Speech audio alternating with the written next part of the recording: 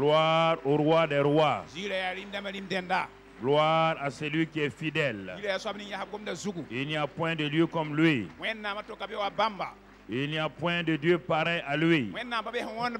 Dans les cieux et sur la terre, il est toujours le meilleur, le superbe. Et c'est pourquoi nous le bénissons. Gloire à toi. Gloire à toi, Seigneur. Merci, merci, merci. Alléluia. Nous sommes dans l'année de notre triomphe en Christ. Et nous sommes en train d'avancer pas à pas. Et nous pensions que notre année de triomphe en Christ était des grandes choses, des milliards et autre chose. Notre triomphe en Christ commence dans notre vie personnelle. Concerne ma vie personnelle. Tant qu'il n'y a pas de triomphe dans ma vie personnelle, ce sera difficile d'aller de l'avant. C'est pourquoi depuis maintenant 2 mois, nous sommes sur la personne même du triomphateur, qui doit être d'abord un vrai adorateur. Car Dieu cherche de vrais adorateurs. Et des adorateurs dont le cœur est tout entier à lui. Dieu ne cherche pas des pasteurs. Dieu ne cherche pas des prophètes. Dieu ne cherche pas des chrétiens. Dieu cherche des hommes et des femmes qui sont adorateurs. Et c'est parmi ces adorateurs qu'il va susciter maintenant des pasteurs et autres. Si tu n'es pas citoyen du Burkina Faso, tu ne peux pas faire partie du gouvernement du Burkina. Si tu n'es pas vrai adorateur, pour être positionné dans le gouvernement de Dieu, c'est difficile. Parce que tu peux être un traître quelque part. Et c'est pourquoi pendant tout ce temps-là, c'est 1 mois et demi, 2 mois, nous sommes restés longtemps sur le caractère donc du triomphateur. Un vrai adorateur, qui veut dire simplement un homme, une femme dont le cœur est tout entier à Dieu. Non pas un homme parfait, un homme dont le cœur est tout entier à Dieu. Un homme qui n'a pas peur de livrer son cœur à Dieu. Et quand cet homme-là livre son cœur à Dieu, alors le Père est heureux. Le Père te présente son fils. Et le fils dit, viens. Comme tu adores mon Père et ton cœur est tout entier à mon Père, je vais faire de toi mon ami. Et c'est le vrai adorateur qui devient un véritable ami de Jésus le Fils. C'est facile d'être l'ami de Jésus, l'ami de Jésus. Quand on aime le Père, on l'adore, on va aimer son Fils. Et le Fils maintenant nous prend en charge. Il nous révèle son amitié, les caractéristiques de son amitié. Il nous dit, tu vois, j'ai prévu pour mes habits telle chose, telle chose, telle chose. Mais maintenant, je vais t'envoyer quelqu'un parce que moi je suis seul. Je veux que dans le monde entier, il y ait des amis partout dans le monde entier. Et pour cela, alors quelqu'un d'autre va venir. Lui ne sera pas seul.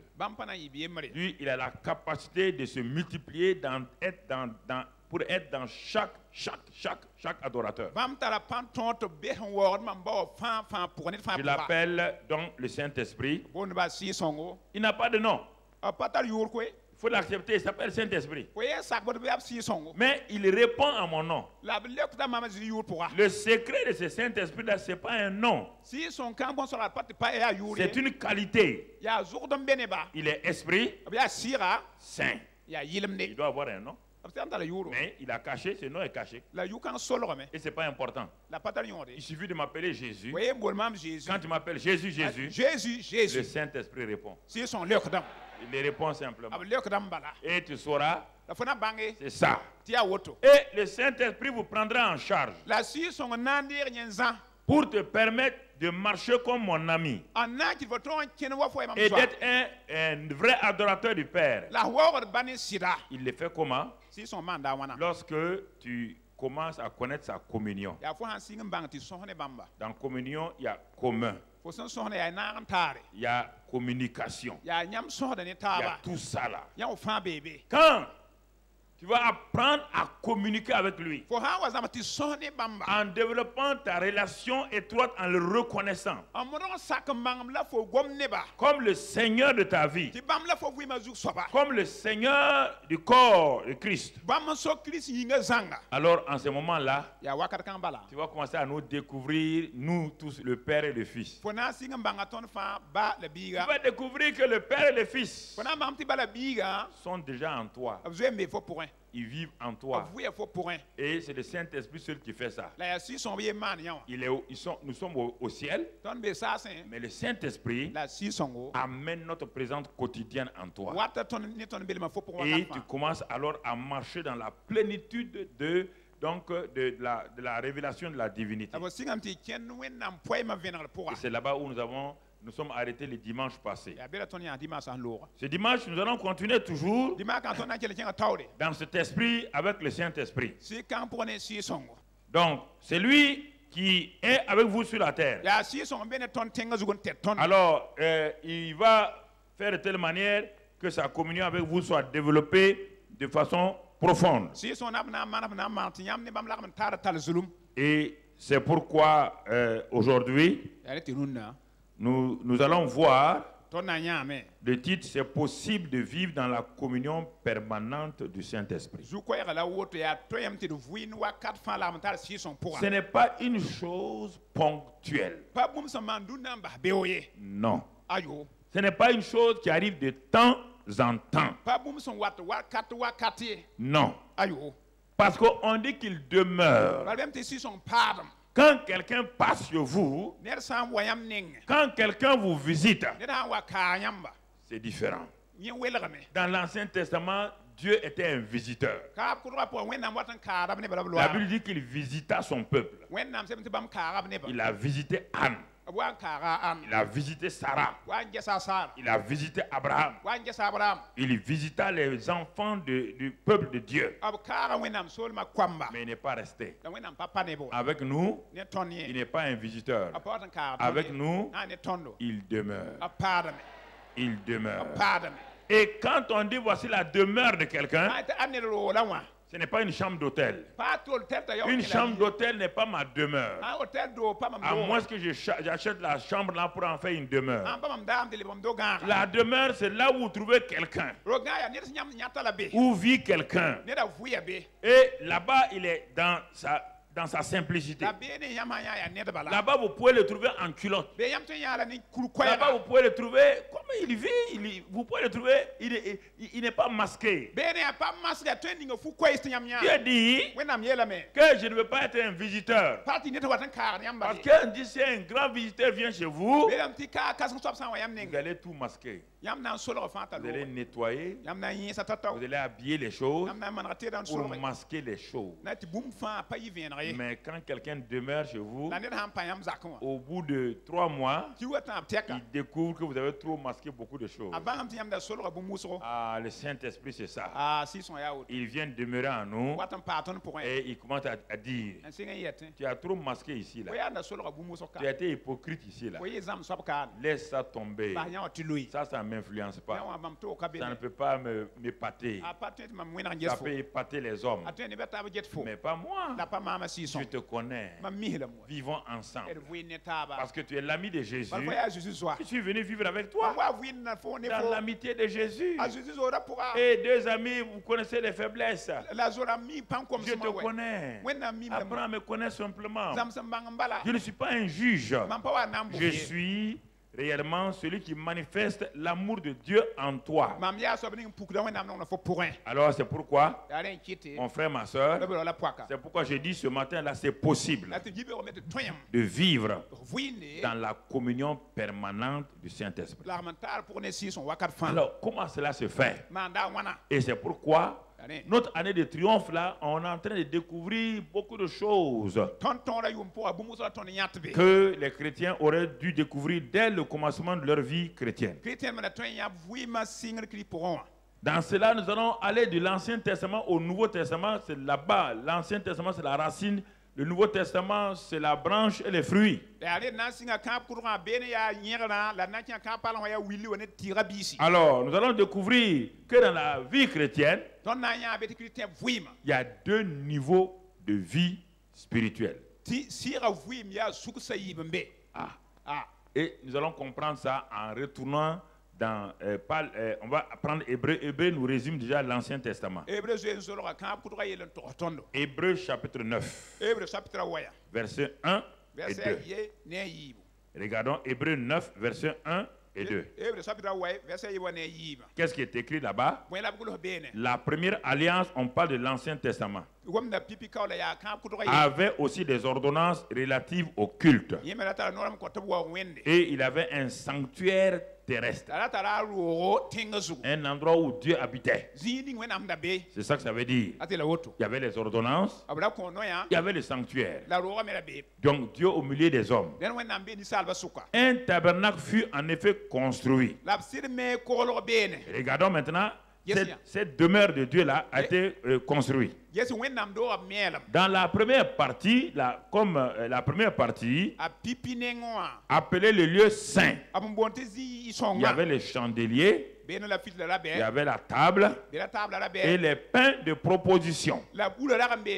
Et mon frère, mais allons au verset, restons là-bas d'abord avant d'aller. Donc, première partie. Donc, pour qu'on comprenne donc, ce que nous voulons développer ce matin.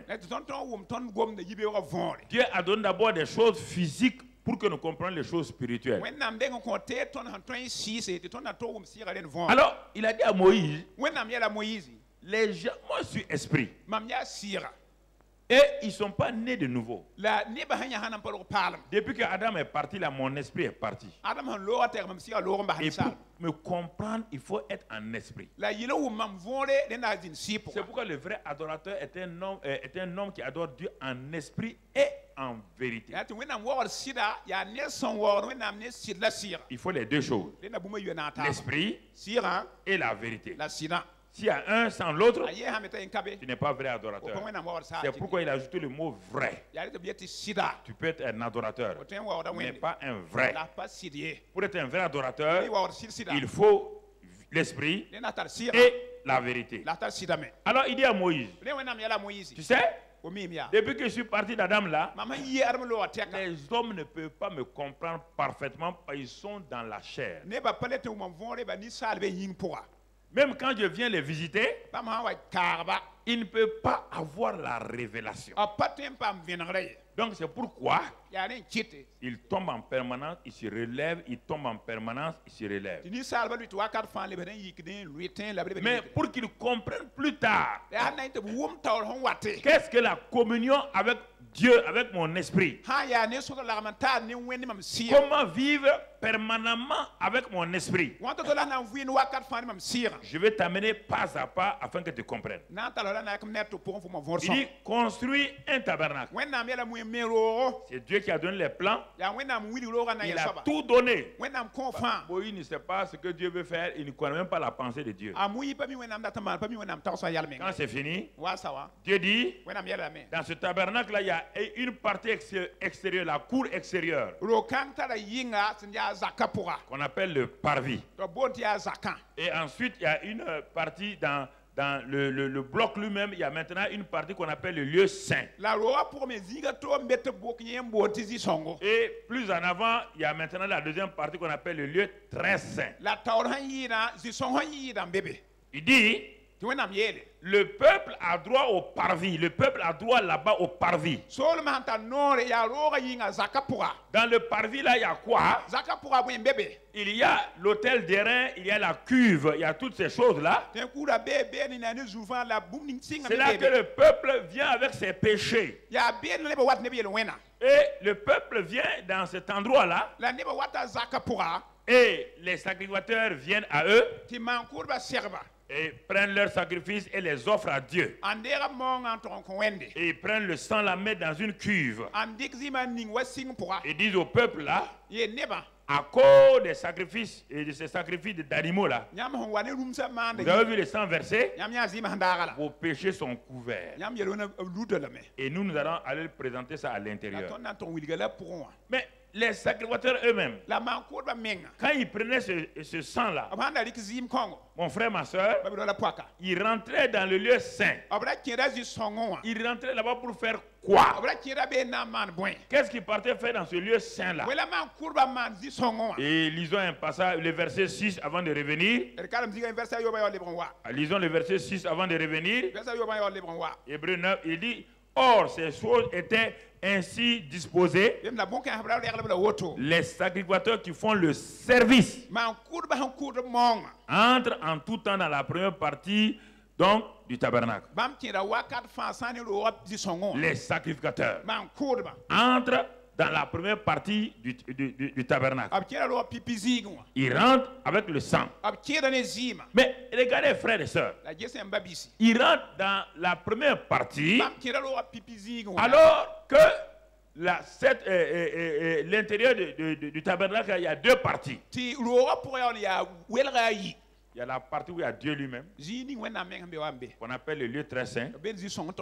Les sacrificateurs rentraient dans le lieu saint et ils travaillaient là-bas. Les chandeliers, ils allumaient le feu, ils donnaient les pains de proposition, il y a la table, ils font le service. Mais frères et sœurs, ils sont frustrés. Par de l'autre côté, il y a un voile, un rideau. Il y a Dieu qui est là-bas, il n'est pas loin. Écoutez-moi, ta vie chrétienne, c'est ça. Tu peux être né de nouveau et passer toute ta vie dans le lieu saint sans connaître la vie du lieu très saint. Dans le lieu saint, on sert Dieu, on est pasteur. Dans le lieu saint, on est sacrificateur. Apocalypse 1, verset 5 et 6, on va le voir. Apocalypse 5 et 1, verset 5 et 6. Regardez maintenant, nous avons été rachetés par le sang et maintenant Dieu a fait de nous quoi?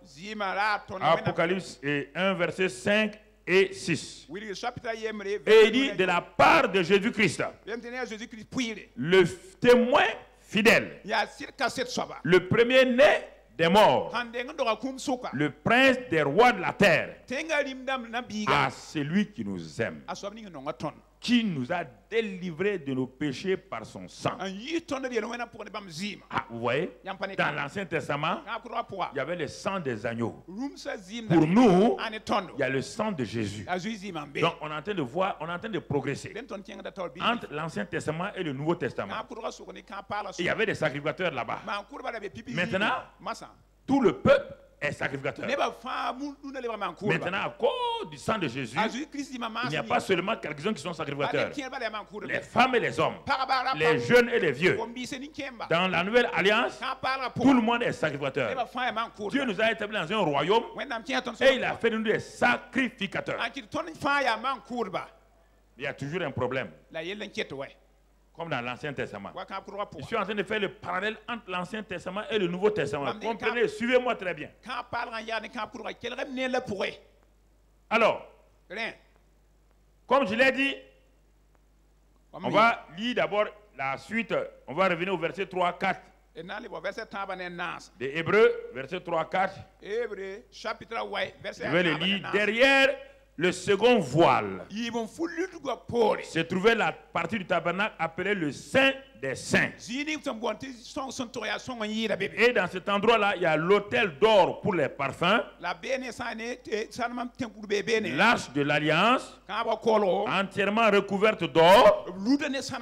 Il y avait dans l'arche un vase d'or contenant la manne, la verge d'Aaron qui avait fleuri, et les tables de l'alliance. Au-dessus de l'arche étaient les chérubins de la gloire, couvrant de leur ombre le propitiatoire. Alors, regardons maintenant. On est en train de présenter le tabernacle au complet. Mais il y a un verset que j'ai... dans le verset 3, là, regardons, il dit, on parle d'un mot, le second voile. Alors, maintenant, nous avons ici l'intérieur du tabernacle. Il y a une première partie qu'on appelle le lieu saint.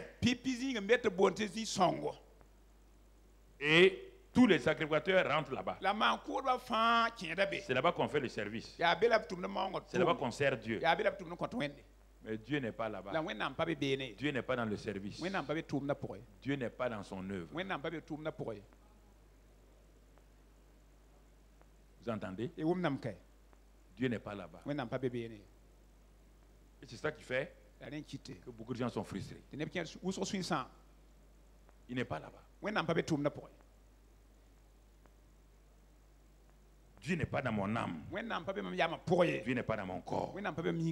Dieu est dans le lieu secret, dans mon esprit. Dans mon esprit, on ne sert pas Dieu. Dans le lieu très secret, il n'y a pas de service là-bas. Il y a l'autel des parfums. C'est l'adoration. C'est la communion avec l'arche de l'alliance. Au milieu des chérubins de la gloire. C'est là-bas où la voix de Dieu vient. Parce que j'ai adoré Dieu. C'est pourquoi c'est dans mon esprit. Il dit adorateur en esprit et en vérité. C'est dans mon esprit intérieur que j'adore Dieu, que j'apprends à écouter sa voix. Et c'est là-bas que la gloire de Dieu se manifeste. Mais ces sacrificateurs qui rentrent dans l'Ancien Testament étaient frustrés. Un simple rideau les séparait de Dieu. Un simple rideau. Chaque jour, ils rentrent là-bas. Chaque jour, ils font du bon travail. Ils font du bon travail. Mais sans Dieu. Sans Dieu.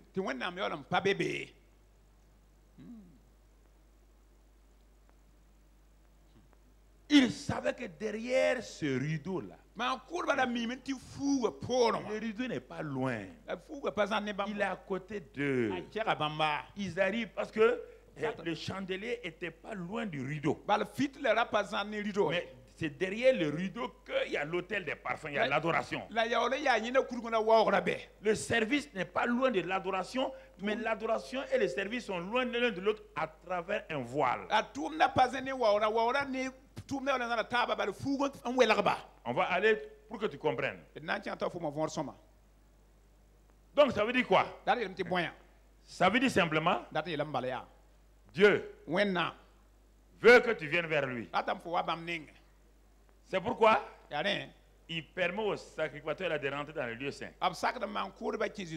Dieu les appelle à venir à lui. Mais quand ils arrivent là-bas, ils sont bloqués. Par quoi? Par un voile. Et ils n'ont pas le droit d'ouvrir le voile là par leurs mains. S'ils ouvrent ça, ils meurent. Ils étaient frustrés. Oh Dieu, tu nous appelles à la communion avec toi. Et en même temps, tu nous as interdit. Ça, c'est les deux aspects de la vie chrétienne. Beaucoup de gens servent Dieu. Ils sont frustrés parce qu'ils ne sont pas dans la communion avec Dieu. Qu'est-ce qui les empêche? Le voile. Et le voile, c'est quoi? C'est la chair. C'est ta chair. Tu veux connaître Dieu. Tu pries, tu jeûnes. Les sacrificateurs faisaient tout. Le chandelier est là. La table est pleine de proportions est là. Mais c'était une lumière artificielle. Le chandelier là. C'est eux qui devaient l'allumer. De l'autre côté, il y a une lumière qui vient de Dieu lui-même qu'on appelle la gloire. Là-bas, il n'y a pas d'effort. Il suffit de l'adorer. Si tu arrives à franchir le voile de ta chair, là, tu rentres dans la communion permanente avec ce Dieu qui est dans ton esprit. Mais ta chair t'empêche régulièrement d'entrer là-bas. Mais il y a un seul maintenant qui était permis de rentrer dans ce lieu très saint. Et il était parmi les sacrificateurs, on l'appelait le souverain sacrificateur. Lui aussi était frustré parce qu'il ne pouvait rentrer là-bas qu'une seule fois par an. Une seule fois par an. Mais avant de rentrer là-bas, il fallait une loi cérémonielle très importante. Vous voyez, le parvis là, c'est ça. Donc c'est la cour là. Et ensuite à l'intérieur. Mais vous voyez au fond là, il y a un voile. Il y a un voile. Là on offre les sacrifices, les gens sont contents. Les gens viennent, ils lèvent la main, ils cherchent Dieu. Ils chantent des chants. Leurs péchés sont pardonnés. Ils sont allégés. Mais il y a une dimension dans laquelle ils vont rentrer, le lieu saint. Et ils viennent à l'église, ils servent Dieu. Servent Dieu. Qui est une bonne chose. Dieu dit, je ne veux pas que tu me serves. Parce que si tu regardes, mon fils a dit à Satan, il dit, l'homme est fait pour adorer Dieu avant de le servir. Mais on sert Dieu dans le lieu saint. On adore Dieu dans le lieu très saint. Et quand on adore Dieu, le service devient facile. On n'est pas déprimé. On n'est pas découragé. Mais quand on sert Dieu sans l'adorer, c'est terrible. Terrible. Pour un rien, on est découragé. Pour une difficulté, on est découragé. On dit, mais Seigneur, je fais des sacrifices. Oui. La deuxième partie de mon message, tu vas bien comprendre. Le Fils de Dieu a expérimenté la même chose que toi. Tu comprends? Pour être triomphateur, on est en train d'arriver maintenant à un point crucial. C'est le voile là. Le voile ta chair. Deux étapes de vie chrétienne. La vie sainte. Et la vie du lieu très saint. Où là-bas il y a Dieu. L'effort humain ne compte pas. Seule l'adoration, c'est livré à Dieu. Quand tu franchis la barre du voile, tu rentres dans le repos. Tu rentres dans le repos. Tu rentres dans le repos. Tu comprends mon frère, ma soeur? C'est ça qu'on parle ici. Donc c'est pourquoi ces sacrificateurs-là étaient permanemment frustrés. Quand ils arrivaient à la maison le soir, ils disent à leur femme, je suis rentré dans le tabernacle aujourd'hui 10 fois. 10 fois j'ai été frustré. Dieu est à côté là, je suis allé très proche, je me suis même approché du rideau là. Mais je ne pouvais pas voir Dieu de l'autre côté. Pourtant, je sais que ce Dieu m'appelle à cette vie de repos. Et pourquoi la plupart d'entre vous, vous jeûnez, vous priez? Parce qu'il vous manque ce repos-là. La vérité, c'est le repos qui vous manque. Et c'est pourquoi vous voulez que vous êtes content quand vous partez jeûner et prier. Vous êtes encore dans votre chair, dans votre âme. Vous ne vivez pas dans votre esprit. Vous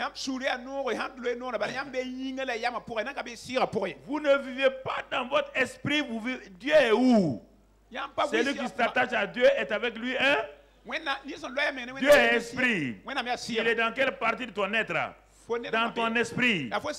Mais tu ne sais pas comment vivre la vie de l'esprit. C'est pourquoi tu répètes beaucoup de services, beaucoup de jeûnes et de prières. Beaucoup de bonnes œuvres. Tu sers Dieu. Tu es consacré. Formidable. Mais quand tu arrives le soir dans ton lit, Dieu, où es-tu? Tu es frustré. Et ta chair t'amène à vouloir chercher autre endroit pour te reposer. Parce que tu sais qu'il y a quelque chose qui te manque.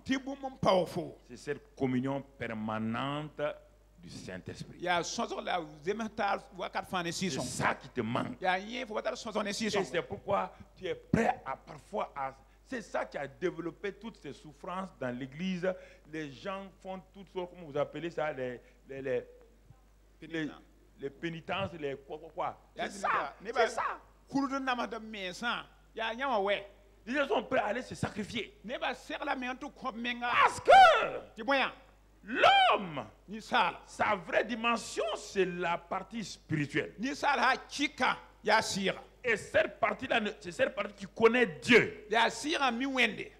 L'âme connaît le monde sentimental, le monde mental. Le corps connaît le monde physique. Le corps est satisfait. Parce qu'avec ses 5 sens, il peut manger, boire et regarder ce qu'il veut.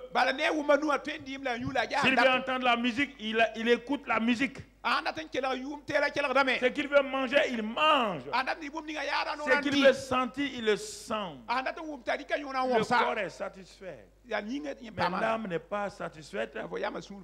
Mon frère, ma soeur et mon esprit. Lui, le problème, c'est qu'il a accueilli la présence de Dieu. Et c'est lui qui doit travailler. On ne veut pas travailler. Il est au chômage. Il est au chômage.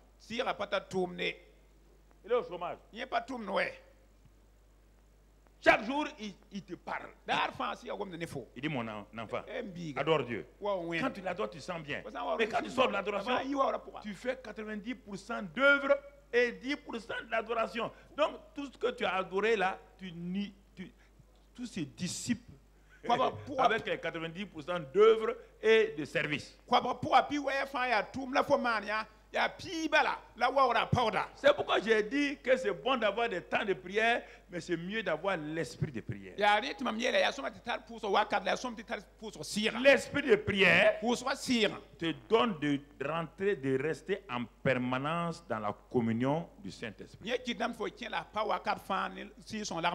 temps de prière, ça veut dire que tu sais que tu as un besoin. Il faut que je prie. C'est ça qui vous pousse. Je dois aller prier. Je dois aller jeûner. C'est bon. Je n'ai pas dit c'est pas bon. Le lieu c'est un bon. Tu es sacrificateur? Tu es sacrificateur? C'est très bon. Mais pourquoi tu ne peux pas prier? Il faut demain encore que tu pries. Pourquoi tu n'es pas satisfait? Il te faut régulièrement 6 heures, 3 heures de prière. Pourquoi? Pourquoi? Tu n'es pas satisfait. Ou bien il te faut donner ça. Il faut te faire des œuvres pour que tu sois content. Les jours que tu donnes 1 milliard à Dieu, tu es content. Et comme tu peux donner 1 milliard à Dieu tous les jours, tu es obligé de chercher pour quelque chose pour te satisfaire. Nous cherchons des choses pour nous satisfaire. Nous aimons chercher des choses où les gens vont nous admirer. En ce temps, ton esprit attend de le laisser dans la liberté, que le Saint-Esprit qui demeure en lui puisse te conduire. La Bible dit dans Romains 8 que le Saint-Esprit est venu pour nous conduire. Mais quelqu'un peut te conduire si tu ne l'as pas reconnu. Si le chauffeur ne rentre pas dans ta voiture et demeure dans ta voiture, il ne peut pas te conduire. Il faut que le chauffeur rentre dans ta voiture, qu'il demeure dans ta voiture, que tu lui donnes la permission de te conduire à Bobo de l'assaut. Tu ne peux pas le faire. Il ne peut pas le faire. Tu as beau avoir le meilleur des chauffeurs, il ne te conduira pas à Bobo parce qu'il ne sait pas ce que tu veux. Donc, frères et sœurs, c'était cette ville, elle dit la première alliance. C'était ça. Mon frère, le voile, la chair. Regardons et toujours maintenant, allons au verset 7. Dans Hébreux 9, toujours verset 7. Non, verset 6 même. Or, ces choses étant ainsi disposées, les sacrificateurs qui font le service entrent en tout temps, vous entendez, dans la première partie du tabernacle. Et dans la seconde, le souverain sacrificateur seul entre une fois par an. Regardez les deux expressions. Tout temps, une seule fois. Ça veut dire qu'il y a une insatisfaction. Et quand il sortait de là-bas, les gens voyaient qu'il avait rencontré Dieu. Quand le souverain sacrificateur sortait, du peu de temps qu'il a passé avec Dieu là, il a parlé avec Dieu là, tout le monde était content. Une fois par an, tout le peuple venait se réunir. Personne ne voulait manquer ces rendez-vous en Israël.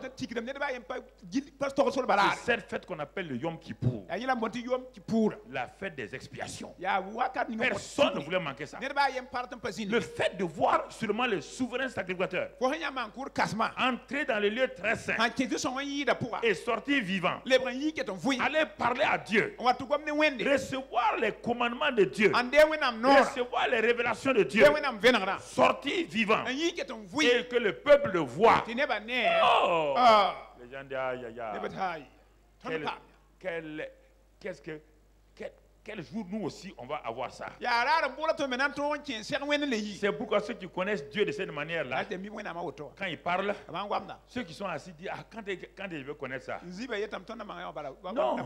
Non mon ami, c'est pas une expérience spécifique. Je vais te montrer tout à l'heure là.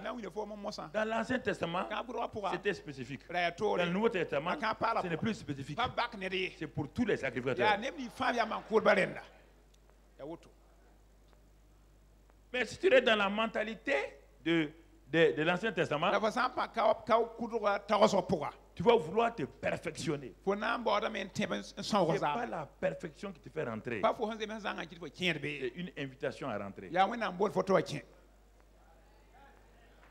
Tu entends? Si un chef d'État invite même le plus malheureux du pays, là, il peut rentrer là-bas. Dans sa maison. C'est ça que Dieu fait. Tu comprends? Alors, on va progresser. On va aller, maintenant, on va progresser pour aller vers le Nouveau Testament. Mais nous sommes toujours dans le Nouveau Testament. Nous sommes dans... Mais c'est Hébreu, et le livre d'Hébreu nous raconte, nous résume tout l'Ancien Testament. Verset 8. Regarde une expression là-bas, verset 8. Il est écrit là-bas, le Saint-Esprit montrait par là que le chemin du lieu très saint n'était pas encore ouvert tant que le premier tabernacle subsistait. Tant que le premier tabernacle avec ses sacrifices d'animaux existait, avec ses cérémonies et rituels existaient, le chemin du lieu très saint n'était pas ouvert. Non, c'était fermé. Parce que le sang des boucs et des taureaux ne pouvait pas ouvrir permanemment le lieu très saint. Qui a permis qu'une seule fois. Tu vois, le souverain sacrificateur, il est là-bas. Il est rentré dans le lieu très saint. Il est seul là-bas. Il est dans la présence de Dieu. Regarde la présence, la gloire de Dieu. Est-ce que tu vois une lampe? La lampe de l'autre côté. Ce n'est pas la lampe du chandelier qui éclaire le lieu très saint. Ce n'est pas la lumière artificielle. C'est la gloire de Dieu qui éclaire les lieux très saints.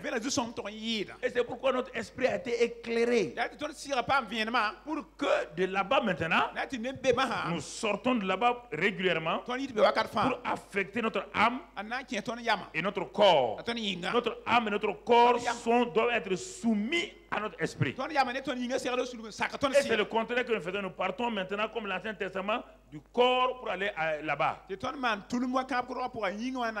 Mais on n'a pas la force pour aller du corps à l'âme et de l'âme à l'esprit. Avec Dieu, c'est le contraire. L'esprit traverse l'âme et restaure le corps. Et maintenant, ça se manifeste. C'est pourquoi l'homme ne peut pas aller vers le ciel. C'est Dieu qui est descendu du ciel vers l'homme. Triomphateur. En Christ. C'est Christ là, qu'est-ce qu'il a fait pour me mettre dans ce triomphe-là? C'est ça qu'on est en train de voir encore ce matin. Oui. Partout on le voit. Pour que je triomphe à la croix, c'est lui. Partout c'est lui. Si vous l'enlevez, il n'y a plus rien. Nos prières, nos jeûnes ne feront rien. Ce qui est important, c'est ce Christ-là. C'est pourquoi notre année en Christ-là, c'est le mot premier important, c'est Christ, ce n'est pas le mot triomphe. Si tu ne sais pas ce qu'il est, ce qu'il a fait et ce qu'il te donne, tu perds ton temps. Ne mets pas l'accent sur le mot triompher d'abord. C'est pourquoi je parle d'abord du caractère du triomphateur. Le caractère du triomphateur est lié au caractère de Christ. Il n'y a pas de séparation. Il n'y a pas un triomphe sans Christ. À n'importe quel aspect de ta vie, il n'y a pas de triomphe sans Christ. Jamais, mon frère. Jamais, ma soeur. Tu as beau jeûner et prier, il n'y aura pas de triomphe. Le triomphateur, ce n'est pas quelqu'un qui jeûne et prie et a des résultats sans Christ. Ce n'est pas possible. Pas de triomphe, frère. La vie supérieure qu'on appelle la vie du lieu très saint. Mon frère, ma soeur, c'est une vie qui est d'abord liée à Christ lui-même. Et dans à ce moment-là, notre chair a été vaincue et notre esprit est en permanence avec ce Seigneur-là. Alors, les années se sont découlées. 1500 années. Depuis que Moïse a eu la loi, 1500 années se sont écoulées. Chaque jour, les sacrificateurs vont pour rencontrer Dieu. Chaque jour, le voile les empêche. Ils pleurent, ils jeûnent. Cette fois-ci, peut-être le voile va s'ouvrir devant moi. Ils crient, ils pleurent. Le voile va s'ouvrir devant moi aujourd'hui. Combien de fois tu as jeûné et prié pour ça? Ah, Seigneur, je veux ta présence. Tu as chanté toutes sortes de chants. Tu as prié et jeûné. Tu sors avec quelques tremblements. Tu sors avec quelques joies. Tu sors avec quelques repos artificiels qui se font au soleil comme le beurre au soleil. Dès que tu sors, le petit problème que tu as à la maison, à cause de ta femme, déjà tout est parti. Pourtant, il n'a rien fait de mauvais. Mais, parce que ça te montre que tu es du beurre. Les expériences là, c'est le beurre. Et tout beurre au soleil se font rapidement. Et en ce moment, les chrétiens sont frustrés. 1500 années. 1500 années. Les gens ont dit, bon, abandonnons. Et c'est pourquoi les scribes et les pharisiens ont inventé de nouvelles lois. Puisqu'ils ne peuvent pas faire rentrer quelqu'un dans le lieu très saint. Eux-mêmes ne peuvent pas rentrer dans le lieu très saint. Ils ont inventé beaucoup de choses pour mériter. Le jour du sabbat, tu ne dois pas faire plus de 300 mètres. Tu ne dois pas faire ceci. Tu ne dois pas faire cela. Ils ont inventé des lois plus que Moïse. Mais malgré ça, ils n'ont pas de joie. Mais le peuple dit, mais où il nous amène ces gens-là? Non, faites ça. Il faut jeûner, il faut prier, il faut faire des sacrifices, donner vos dîmes offrandes, sanctifiez-vous tous les jours. Le peuple était là régulièrement. Tout le monde était sincère. Mais ça ne marchait pas. Non, mon frère. Je vais vous montrer quelque chose dans laquelle où nous vivons, on est convaincu. Pour un petit problème, les gens qui se convainquent, on va les prier. Il dit oui, allez-y prier. Mais je ne vais pas parler plus. Tant que vous n'avez pas compris la vie du lieu très saint, je n'ai pas prié. Il y a des gens aussi qui disent, ah voilà, vous qui priez, si tu ne pries pas, toi tu es plus misérable qu'eux encore. Je préfère les gens qui prient comme ça. Et voilà, et au moins ils sont, voilà. Tout de suite là, les paresseux là vont dire voilà, donc le Saint-Esprit m'a dit ça. Oui. Ah ouais. Ah voilà. Ma femme, tu pries trop. Je ne parle pas de ça. Au moins elle prie. Gloire à Dieu. Ce que je vais te dire là, c'est que toi et lui et elle, tu puisses comprendre ce que la vie supérieure du lieu très saint. Alors un jour, avec toute cette frustration là, la bonne nouvelle est venue. Un homme apparaît sur la terre, dans la même chair, semblable à nous, et tout va changer. Tout va changer. Un nouveau départ va se manifester. Pourtant, il nous ressemblait. Il nous ressemblait. Romains 8, verset 3. On va aller. Écoute-moi cette partie maintenant. C'est la partie importante de mon message de ce matin. Parce qu'on a été frustrés par l'Ancien Testament. Et ça nous amène dans une vie de sainteté. C'est pourquoi le mouvement de sainteté a eu une grande place dans l'église de Christ après le départ des apôtres. Et aujourd'hui encore, vous voyez, mouvement de sanctification. Et il y a des gens qui ont créé, oui, mais ils souffrent. Parce qu'on ne peut pas produire la sanctification par soi-même. Romains 8, 3. Qu'est-ce qu'il dit là-bas? Car chose impossible à la loi. Ah? Chose impossible. Entrer dans le lieu très saint là. Chose impossible à la loi. Parce que la chair la rendait sans force.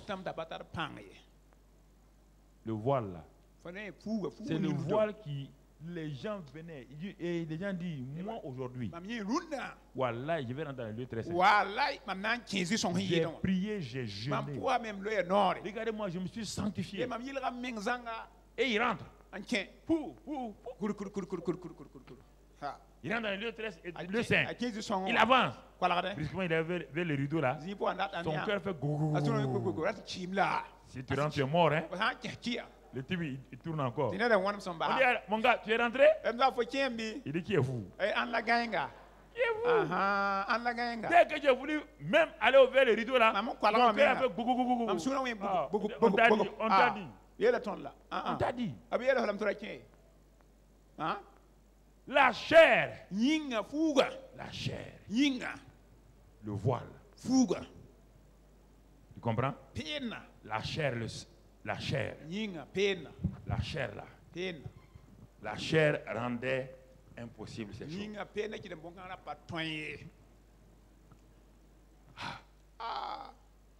Dieu a condamné le péché dans la chair. En faisant quoi? N'envoyant à cause du péché son propre fils dans une chair semblable à celle du... Écoutez bien. Il l'a envoyé dans une chair qui est semblable à quoi? Au péché. Au péché.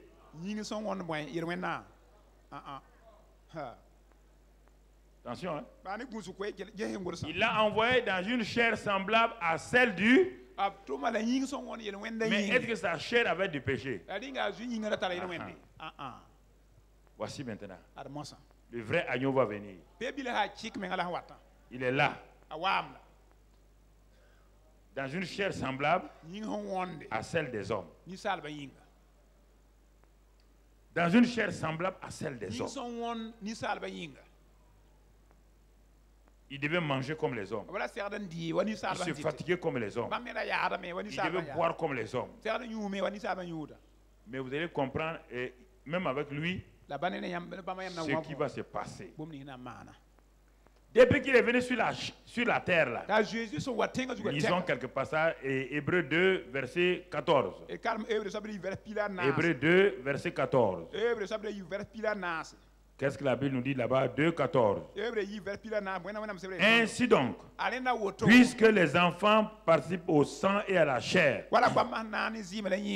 lui-même il y a participé aussi, afin que par la mort, il ait anéanti celui qui a la puissance de la mort, c'est-à-dire le diable,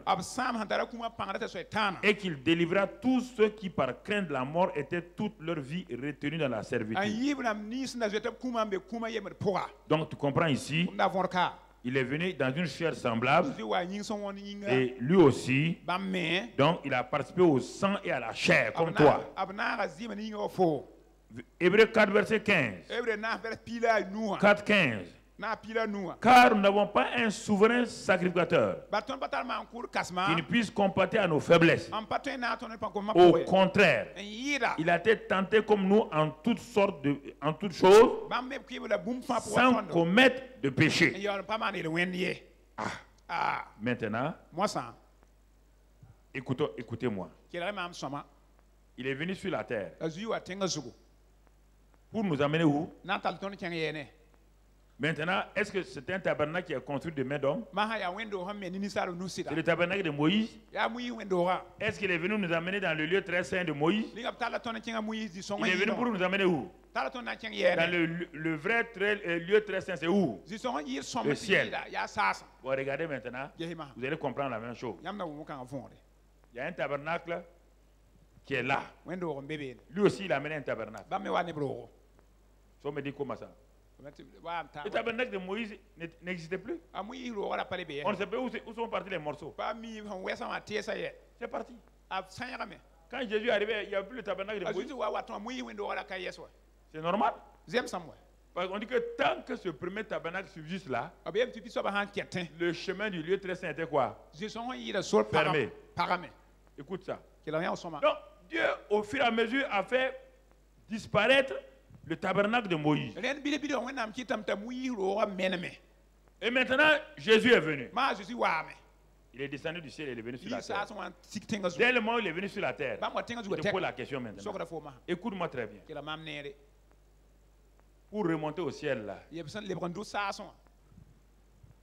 écoute-moi. Dès le moment où Jésus a été fait homme comme toi et moi, pour remonter au ciel, pour rentrer dans le lieu très saint, le ciel, là, le sanctuaire là, est-ce qu'il peut le faire? Hein? Okay. Pourtant, il est venu pour amener ses frères, non? Mais qu'est-ce qui empêchait ses frères, les hommes, d'entrer dans la présence de Dieu? Qu'est-ce qui les empêchait? Hein? La chair. C'est pourquoi lui aussi il avait une chair semblable à la... Oui ou non? Mais sa chair aussi était un voile, oui ou non? Même si elle était sans péché, elle était un voile, oui ou non? Ok. Très bien. Est-ce que Jésus pouvait aller au ciel encore? Tant qu'il est venu sur la terre, il pouvait aller au ciel encore? Est-ce qu'il pouvait? Est-ce qu'il pouvait s'arrêter un jour en priant, jeûnant pour dire je vais aller au ciel? Donc comprenez maintenant comment vous êtes bloqué. Il pouvait jeûner et prier pour aller au ciel.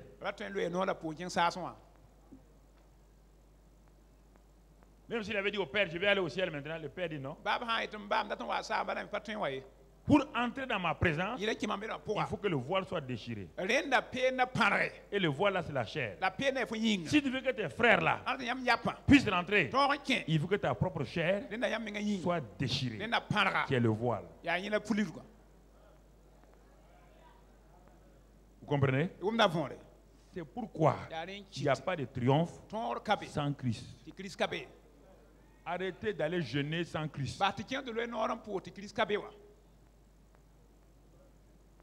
La porte du lieu très saint est fermée par le voile de la chair humaine, et Jésus avait une chair humaine. Et regarde maintenant. Regarde. Il a envie de retourner au ciel, mais le Père dit, mais tu es venu pour quelque chose, non? Tu es venu pour que la chair des hommes soit détruite. Hébreux 5, verset 7. Hébreux 5, verset 7. Écoute, lui, Jésus, dans les jours de sa chair, tu entends? Quand il était dans la chair, ayant présenté avec de grands cris et avec larmes des prières et des supplications à celui qui pouvait le sauver de la mort, et ayant été exaucé à cause de sa piété, il a prié, il a supplié. Hein? Et il dit celui qui pouvait le sauver. Il a appris bien qu'il fît l'obéissance par les choses qu'il a souffert. Est-ce que tu m'entends très bien? Et qui, après avoir été élevé à la perfection, est devenu pour ceux qui lui obéissent l'auteur d'un salut éternel. Le Fils, il a prié, il a supplié. Le Père dit, le voile est toujours là. On ne peut pas rentrer au ciel. Le péché a souillé le ciel. Tu as dit que tu viens écouter. Tu as dit que tu viens sur la terre pour enlever le voile. Et c'est pourquoi je t'ai donné un corps appelé voile. C'est à travers ce corps-là, quand tu vas le livrer à moi, que ça sera une porte pour tes frères d'entrer dans ma communion permanente. Si nous ne retournons pas à ça, nous allons faire des efforts de religion, faire des efforts. Ça n'aboutit à rien. D'autres versets pour te convaincre. D'autres versets pour te convaincre. Peut-être le verset 10. Ils ont fait passer le verset 10, je ne sais pas. Et à Gethsemane, regarde, quand les choses s'approchaient. Peut-être on va lire un autre passage avant d'arriver à Gethsemane. C'est pourquoi Christ entrant dans le monde dit, regarde, mais qu'est-ce qu'il dit? Tu n'as voulu ni sacrifice ni offrande, mais tu m'as formé un corps. Ah. Est-ce qu'il était corps au ciel? Quand on dit former, c'est différent de créer, oui ou non? Former veut dire qu'on a donné une morphologie à quelque chose qui n'a pas de morphologie, qui n'a pas de corps. Quand Adam a été créé, est-ce qu'il avait un corps? Dieu a pris la poussière pour en faire son corps. Quand Ève a été créée, elle a bénéficié du corps de qui? D'Adam. On te dit ici, quand Christ devait venir sur la terre, il n'a pas de corps. Dieu lui a donné quoi? Un corps à travers qui? Marie. Oui ou non? Et ce corps-là, Dieu dit que ce corps-là est appelé voile. On va le lire. Ce corps-là est appelé voile. Toi, tu es le souverain sacrificateur. Jésus est souverain sacrificateur. Tu as fait de tes gens-là des sacrificateurs. Mais vous devez officier ensemble dans les lieux célestes. Mais eux, ils ne peuvent pas rentrer. Il ne peut pas rentrer. Et toi-même, tu ne peux plus rentrer. Puisque tu es devenu homme. Pour que tu rentres maintenant, il faut que le voile soit ôté. Et ce voile-là, ce n'est plus le tissu de Moïse. Hein. Ce voile-là, c'est ton propre corps. Il dit, hein? Il dit, tu n'as pas voulu. Tu m'as formé un corps. Regarde. C'est pourquoi il dit quoi? C'est pourquoi je dis quoi? La suite du verset. C'est pourquoi, qu'est-ce qu'il dit? Tu n'as agréé ni holocauste ni sacrifice pour le péché. Alors j'ai dit, voici je viens dans le rouleau de livre, il est question de moi. Pour faire, ô Dieu, ta volonté. Après avoir dit d'abord, tu n'as voulu et tu n'as agréé ni sacrifice ni offrande, ni holocauste. Tu es trop rapide, mon ami. Pour le péché, et ensuite, ce qu'on offre selon la loi. Allons-y. Il dit ensuite, voici, je viens pour faire ta volonté. Mais écoutez maintenant. Il a dit, je viens pour faire ta volonté. C'est ce qu'il a dit au ciel. Mais quand il est arrivé sur la terre, il est devenu homme là. Un homme ne comprend pas tout. Un homme ne connaît pas tout. Quand il était au ciel, il est Jésus. Il ne s'appelait pas Jésus. Il était fils de Dieu, il est esprit là-bas. Il descend maintenant, il devient un homme. N'oubliez pas qu'il ne connaît pas tout. Maintenant qu'il est devenu homme, le père lui dit, hey, mon fils, tu n'as pas oublié hein, que tu m'as dit au ciel, tu viens pour faire ma... Et c'est pour ça que je t'ai formé un quoi? Un corps. Il dit, mais c'est pourquoi au juste? Il dit non. Tu as dit que je t'ai formé un corps. Et je t'ai dit que quand tu étais là-bas, on a dit ensemble que le voile là, ce sera ton corps. Et que pour rentrer de façon permanente, tu es souverain sacrificateur. Tu veux rentrer tout seul sans les gens? Il dit non. Alors, si tu ne veux pas rentrer tout seul sans tes gens, il faut que tu m'offres ton corps. C'est pourquoi Gethsémani, il a dit non, pas ma volonté. Il savait maintenant que le temps est venu pour que le voile soit déchiré. Il n'a jamais péché. Jamais. Ce n'est pas le corps physique là simplement. Maintenant, ce voile-là, c'est le péché qui empêche l'homme de voir Dieu. Et il a compris qu'il doit devenir péché. Avant que le voile soit déchiré, il faut que ce voile-là soit devenu péché.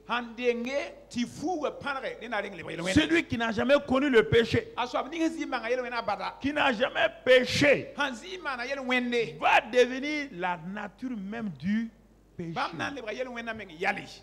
Brusquement, il réalise sur la terre maintenant, il réalise que ce qu'il a dit au Père là, c'est trop difficile. C'est pourquoi il amène ses amis à Gethsémani. Venez m'aider. Mais le diable vient. Il frappe Pierre. Il frappe les gens. Ils dorment. 3 fois, il part leur demander secours.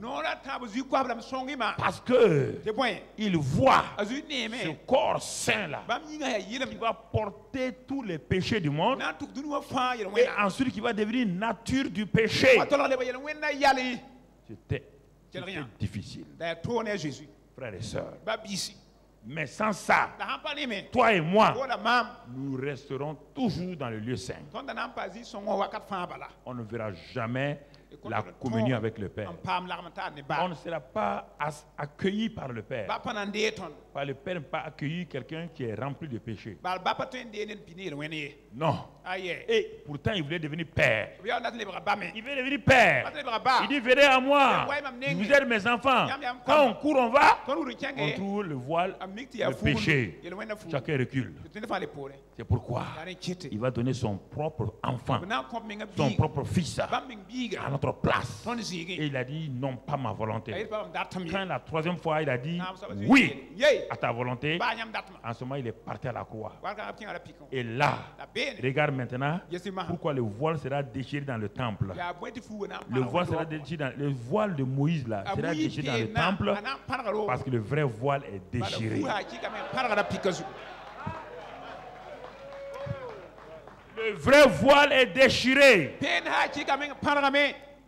Quand il a crié, tout est. Ceux qui étaient dans le temple, les sacrificateurs, ils étaient dans quelle partie? Dans le lieu saint. Hein? Est-ce qu'il y avait un souverain sacrificateur encore? Non. Autant de Jésus, il n'y a plus de souverain sacrificateur. Mais tous les sacrificateurs qui étaient dans le lieu saint là, en train de dire, oh Dieu, on veut voir ta face. On veut te voir. Brusquement, quand Jésus a dit, et ils étaient là-bas. Ils ne savaient pas que quelqu'un criait sur Golgotha là-bas. Quelqu'un a dit à Golgotha, tout est accompli. Brusquement, ce rideau qui était plus haut que 4 mètres, très lourd. Ce n'est pas une main humaine qui l'a déchiré.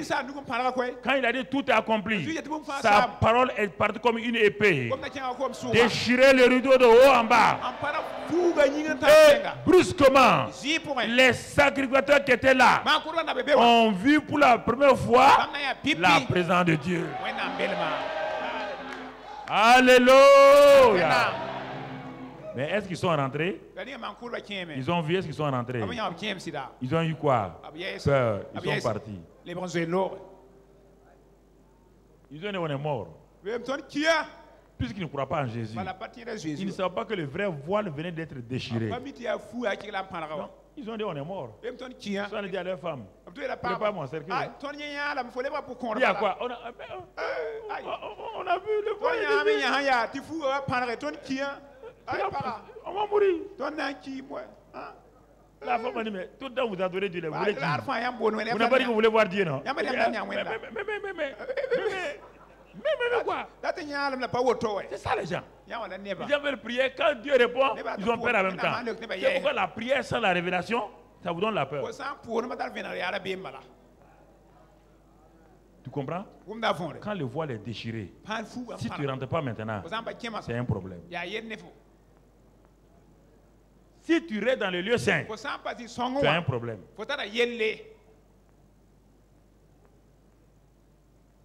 Hé, écoute-moi. Maintenant, il est notre souverain sacrificateur. Qu'est-ce qu'il a fait? Il a pris son sang pour aller montrer à qui? Pour rentrer dans le lieu très saint, là, il fallait amener quoi? Le sang des boucs et des taureaux. Est-ce que Jésus a amené le sang des boucs et des taureaux? La Bible dit qu'il a amené son. Il est en train, il a dit à Marie de Magdala, ne me touche pas. Je m'en vais voir votre père et mon père et votre. Donc à partir de maintenant, il sera votre. Jusqu'à présent, il est votre Dieu. Maintenant, il sera votre papa. Je vais aller préparer. Et il a amené son sang là-haut. Les portes des cieux ont dit quelqu'un est en train d'arriver. Les portes des cieux, les anges ont dit fermez. Fermez. Ils ont cru que c'est peut-être Satan qui arrive. Fermez. Quand il est arrivé à la porte, il a montré ses mains. Il a montré tout. L'archange Gabriel dit, ouvrez vos portes du ciel. Il vient. C'est lui qui a déchiré sa chair. Il est là. Ouvrez toutes les portes. Les portes des cieux sont ouvertes. Il est entré dans la salle du trône. Tu connais la salle du trône? Dans le ciel même, il y a un endroit qu'on appelle la salle du trône. Même dans le ciel, il y a un lieu très secret qu'on appelle la salle du trône. C'est là-bas où Papa bon Dieu est assis. On ne voit pas son visage. C'est un feu. On ne voit que ses pieds. Tu n'as jamais vu le ciel. Je vais te parler de ça. Mon ami. On voit, il est parti. Quand il s'est avancé, les archanges l'ont accompagné. Le chef est arrivé. Le vainqueur est arrivé. Le triomphateur est arrivé. C'est lui qui a vaincu la mort, qui a vaincu Satan, qui a vaincu le péché. Il est arrivé. Quand il est arrivé, il a tendu ses deux mains au Père. Il dit, Père, voici le sang que tu as réclamé. Voici le sang pour les hommes. Voici le sang qui devait libérer les hommes. Papa, voici ce sang-là.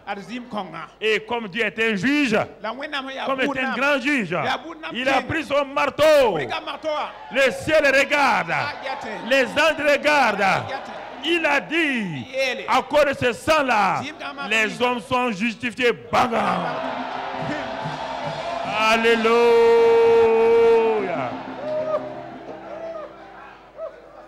Alléluia. Oh. Mais j'ai la paix.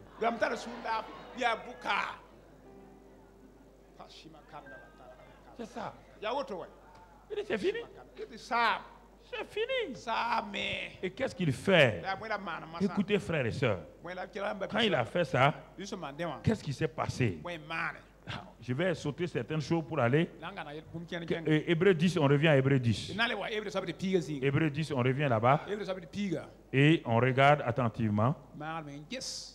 Et Hébreux 9, verset 11. Hébreux 9, verset 11. 9, verset 11. Il est dit, mais Christ est venu comme souverain sacrificateur des biens à venir. Il a traversé le tabernacle plus grand et plus parfait, qui n'est pas construit de main d'homme, c'est-à-dire qui n'est pas de cette création.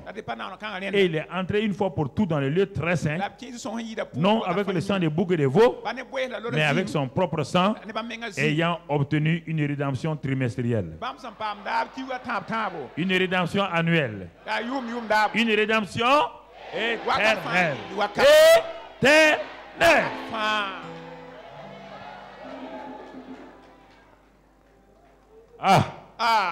Il a obtenu ça. Maintenant, frère, est-ce que tu bénéficies de ça? C'est ça le triomphe là maintenant. Lui, il a obtenu.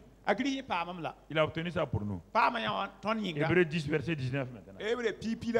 Pour terminer, pour que tu rentres dans le triomphe là, il faut que tu acceptes tout ce qu'il a fait.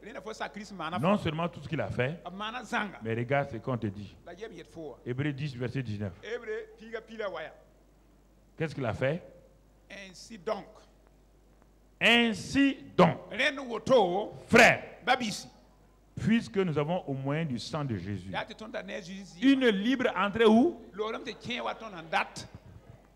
Je vous pose la question. C'est la prière qui nous fait rentrer là-bas? C'est le jeûne qui nous fait rentrer là-bas? Qui a, au travers du sang de qui? On a une libre. Je vous pose la question. Vous ne voulez pas entrer là-bas. Pourtant, quand Jésus a été crucifié, il a crucifié aussi votre chair. Mais votre âme n'a pas été crucifiée. Votre âme refuse d'entrer dans le triomphe de Jésus. Tu comprends? Reviens. Reviens là, au même verset. Puisque nous avons au moyen du sang une libre entrée dans le sanctuaire. Regardons la suite. Par la route nouvelle et vivante qu'il a inaugurée pour nous. Regardez comment c'est fort. Il a inauguré une route au travers du voile, c'est-à-dire de ça.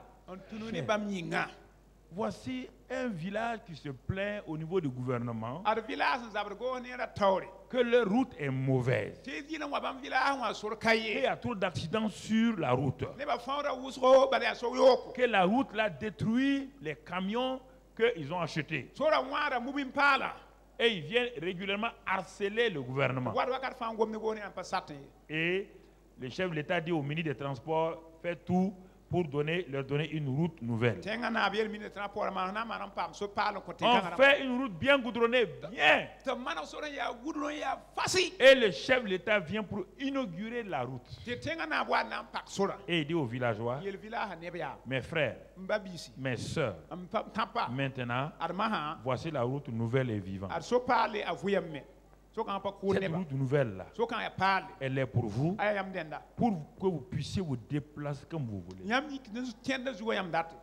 Elle est pour vous. Mais regardons la suite. La route là est pour eux. Elle est pour eux. Verset, on a eu le verset 21. Et puisque, voilà, et en plus, la route est ouverte. Maintenant, nous avons un souverain sacrificateur établi sur la maison de qui?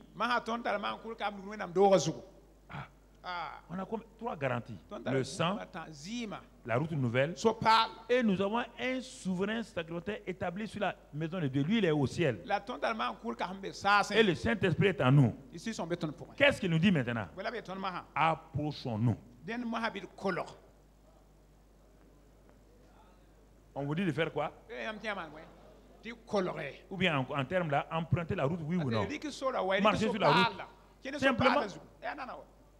Mais avec un cœur quoi? Je reviens à ma route du village là. La route a été inaugurée. Maintenant, il y a des gens qui sont allés dire aux villageois là. Vous savez, moi je n'ai pas confiance au gouvernement. Si vous marchez, si vous suivez la route là, ils vont augmenter les impôts. Et puis la route là, tu n'as pas vu, ils ont mis une machine devant là, quelque chose. On appelle ça quoi? Paye quoi? Paye quoi?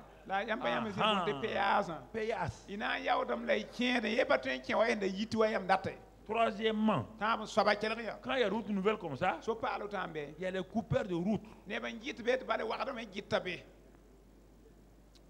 pourquoi on leur dit d'approcher comment? Approcher comment? Avec voici les problèmes. Voici les problèmes que nous avons. On vérifie. On n'est pas sincère. Parce qu'on aime encore nos sentiers.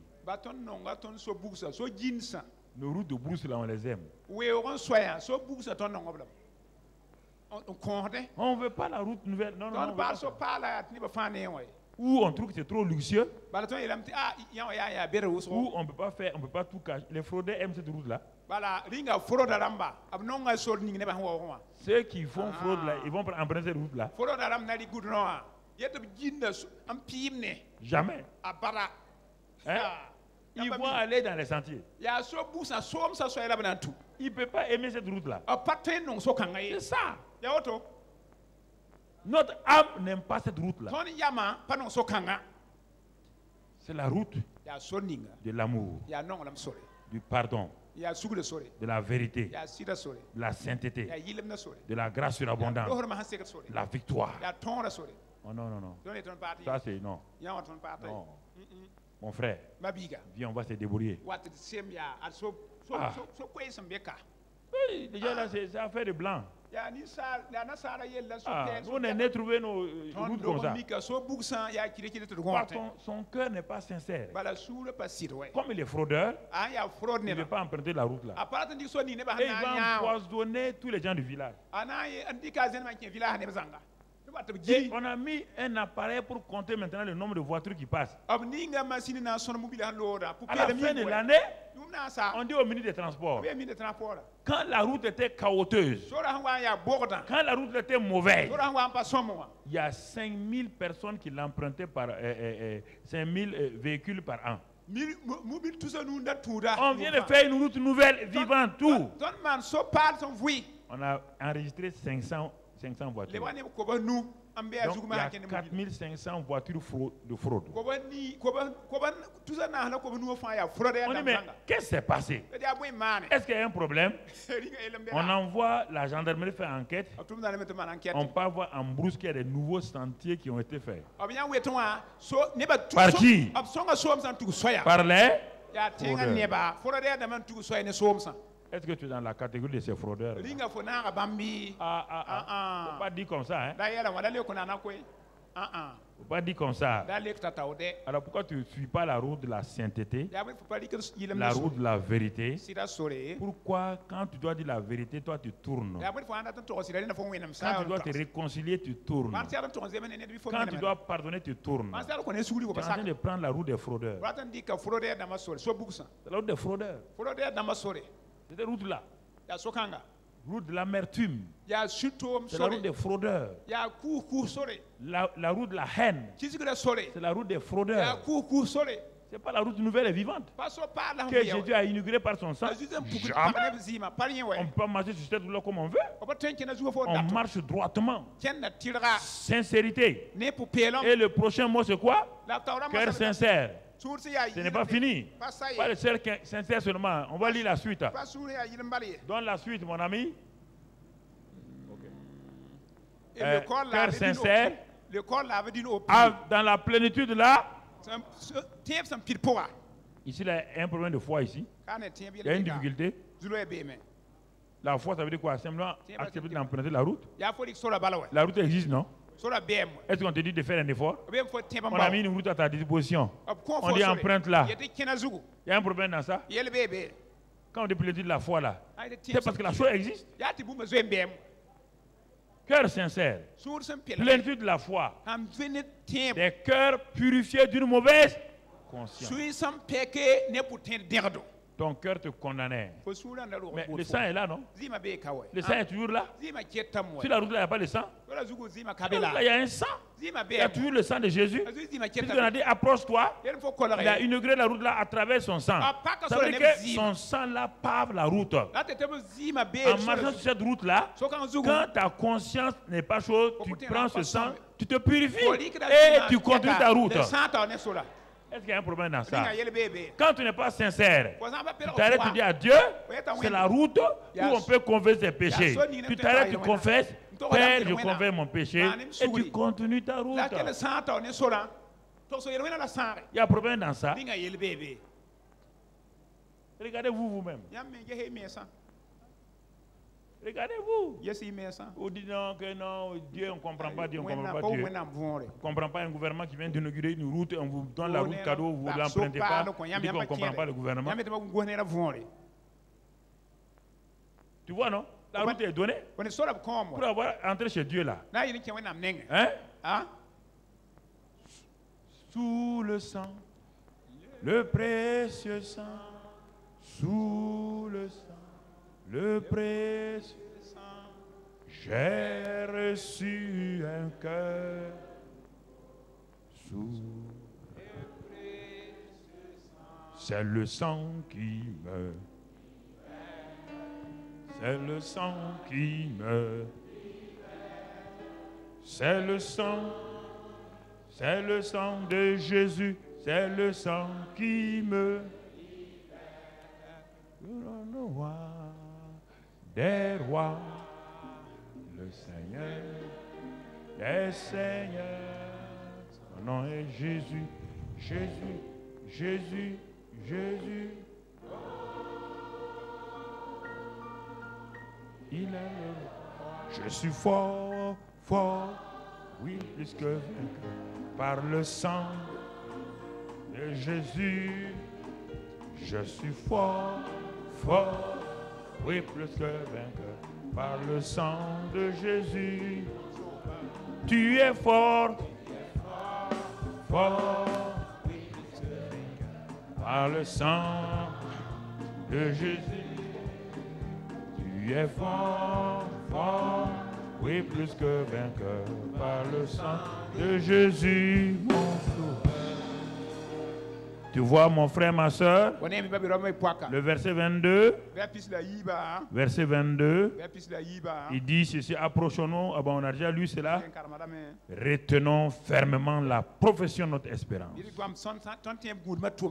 Il y avait aussi, le corps l'avait d'une eau pure, la parole. Maintenant, retenons fermement la profession de notre espérance. Car celui qui a fait la promesse est... Verset 24. Sur cette route-là, veillons les uns sur les pour nous exciter à l'amour et aux bonnes. Les bonnes œuvres apparaissent où? Sur la route. Nouvelle et quoi? Tu avances ça? Les sacrificateurs faisaient des choses. Est-ce qu'ils avaient la paix? C'est quand on entre dans la présence de Dieu, qu'on aime la présence de Dieu, dans l'esprit d'adoration, on veille sur les frères et sœurs. Et on les excite à l'amour et aux bonnes œuvres. Verset 25.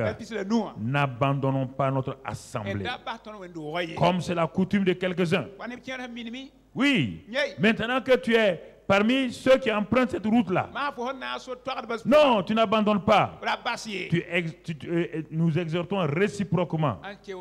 Et cela d'autant plus que vous voyez s'approcher le jour. Ah, on va s'arrêter. Car si nous péchons volontairement, après avoir reçu la connaissance de la vérité, il ne reste plus de sacrifice pour les péchés. Tu entends? Tu entends l'avertissement? Si nous péchons volontairement, on ne parle pas de mentir. Non, on ne parle pas de ça. Il ne faut pas aller ne parle pas de ces choses-là. Ça veut dire péché ici, c'est pourquoi? Ça veut dire que tu refuses de connaître ce que Jésus a fait. Depuis le verset 19 là, il a inauguré une route nouvelle par son sang. Et il a tout fait. Et on te dit d'avancer, de progresser. Toi, tu dis non. Moi, je préfère mes sentiers. Je préfère mes cachotteries. Je préfère ceci ou cela. On te dit maintenant là. Maintenant, il n'y a pas de route. Est-ce qu'il y a une deuxième route? Il y a une deuxième route? Tu vas aller chez les gens, ils vont prier. Ils vont prier où? Il y a une seule route. La route nouvelle est vivante. Il faut arrêter. Sur cette route-là, si tu tombes 1000 fois, tu es relevé. Mais si tu tombes dans les sentiers, les sentiers là, les douaniers font quoi? Ils tuent sur qui? Hein? Tu as déjà vu les douaniers, les policiers, les gendarmes tirer sur ceux qui empruntent les bonnes routes? Non. Mais ceux qui sont dans les sentiers bizarres, les braconniers, les fraudeurs là, on tire sur eux. Vous comprenez? Frères et sœurs, arrêtons de braconner, arrêtons d'être faux, ayons le cœur sincère, purifié d'une mauvaise conscience. Ayons ce cœur-là. Plénitude de la foi. Par la route est pour nous. Le voile a été déchiré. Le Père te dit, mon enfant, approche-toi de moi. Viens. Viens simplement. Vive dans ma présence. Parce que je t'ai donné mon esprit. Maintenant, mon esprit te donne la victoire totale. Marche dans ça. Ce n'est pas difficile. À condition que tu veux. Mais si tu ne veux pas, il ne peut rien faire. On va prier. Excellent Père de grâce. Nous avons entendu ta voix ce matin. Tu nous donnes d'entrer dans la communion permanente du Saint-Esprit. C'est toi qui as produit le vouloir et le faire. Et tu as tout fait pour nous au travers de ta chair qui est le voile. Et tu as crucifié notre voile aussi avec toi, afin que nous ne soyons plus esclaves. Tu nous as ouvert une route nouvelle et vivante, que tu as inaugurée au moyen de ton sang. Et Père, merci de ce qu'aujourd'hui, tu nous donnes d'avoir un cœur obéissant, purifié d'une mauvaise conscience, un cœur sincère, qui croit à ce que tu as fait. Nous voulons, même malgré notre faiblesse, nous voulons marcher sur cette route. Malgré notre faiblesse, nous disons Seigneur, je suis en route en Canaan, je suis en route même dans ma faiblesse, je marche dans ma faiblesse, et sachant une chose, que celui qui est fort, celui qui est puissant là, il est avec moi. Celui qui a tout accompli est avec moi. Père, que ta grâce nous accompagne dans cette année, notre triomphe en Christ, que nous voyons Christ, rien que Christ, nous marchons avec lui par la communion du Saint-Esprit, et que le Saint-Esprit, notre conducteur, nous garde et nous dirige au nom de Jésus. Amen. Amen. Amen.